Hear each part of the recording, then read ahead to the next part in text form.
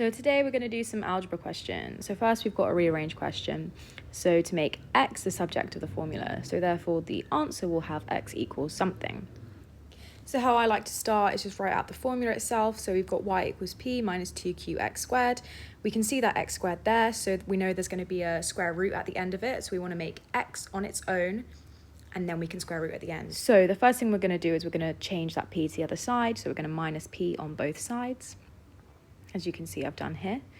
Next we're going to times by minus 1 just to get better numbers. So we'll do p minus y, so just flip that round, and then 2qx squared rather than minus 2qx squared.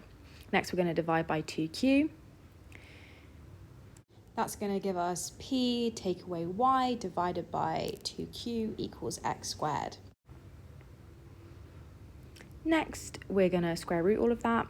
So we get x on its own, so it's now going to be the square root of p minus y over 2q equals x, and that is our answer.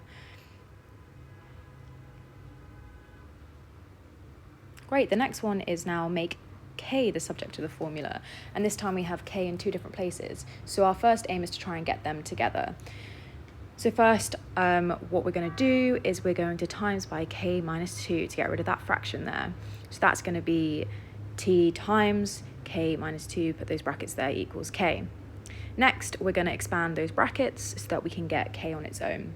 So we've got tk minus 2t equals k. Next, we're going to put all the k's in one side. So we're going to plus that 2t. So we've got tk equals k plus 2t. And then next, we're going to put that k to the other side. So we're going to minus k both sides.